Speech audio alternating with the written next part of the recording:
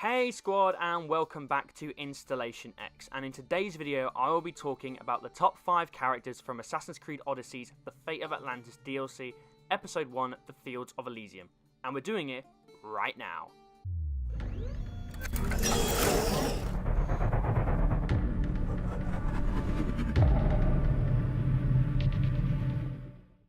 So guys, I will be speaking at length about all the different main characters in the episode, some of which weren't revealed in the trailer, so will be a surprise in-game. So be warned, there will be spoilers, so this is your official spoiler warning.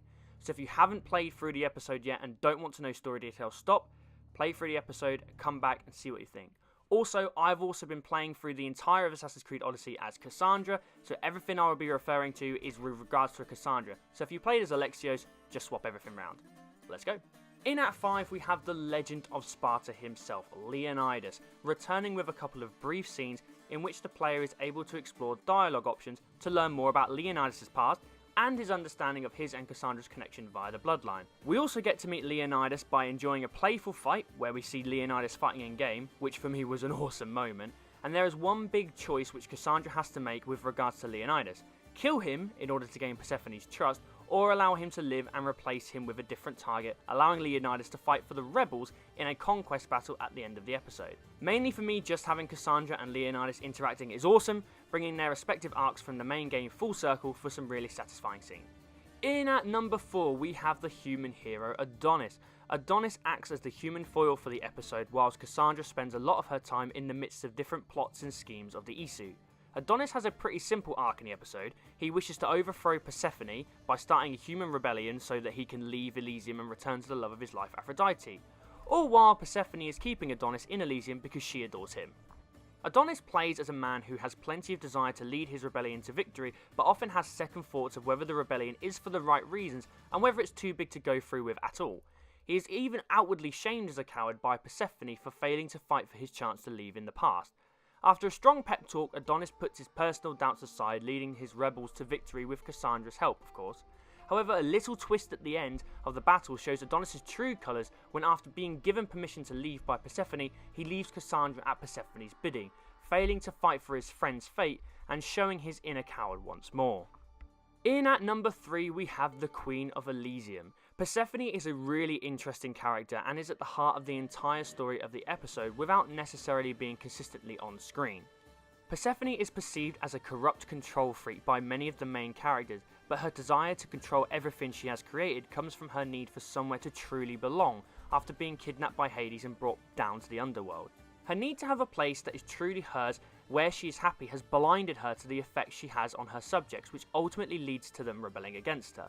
Throughout the story we start to see her ability to control everything and keep an eye on all things frequently stretched until it eventually snaps on Cassandra at the end of the episode's story.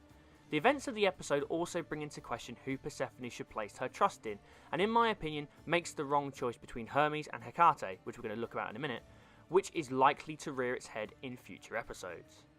In at number 2 we have Hermes. Now Hermes has probably the most developed arc throughout the episode, as he starts off being an ally of Cassandra's, detailing how she can develop her understanding of the staff he has built to unlock its full power. However, he ends up as a foe standing across from Cassandra on the battlefield. Hermes has a deep affection for Persephone, which frequently clouds his judgment on how Persephone is trying to control all the humans of Elysium.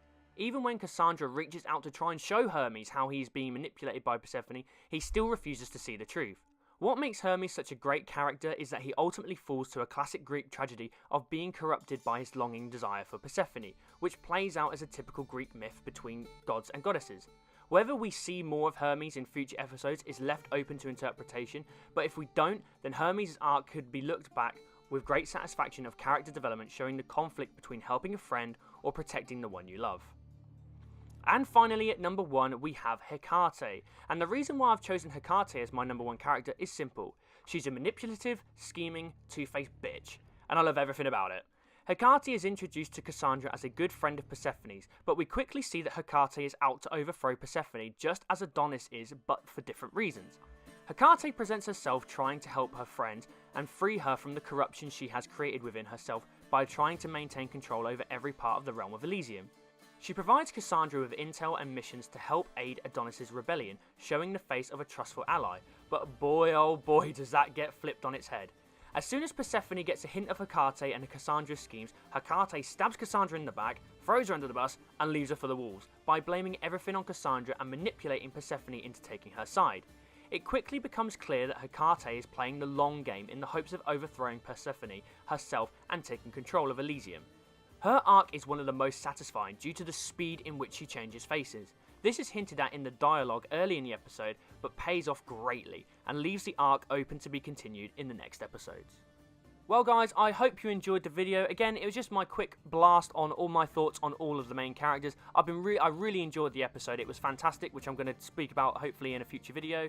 If you enjoyed the video, then please leave a like down below. Please subscribe by hitting the watermark in the bottom right hand corner. Please leave a comment on your thoughts on the episode. I'd love to hear from people. And please share the video around to get the channel some recognition. And remember that I've been Sykes, and for all things Assassin's Creed Odyssey and Xbox, stay tuned to InstallationX. Bye guys.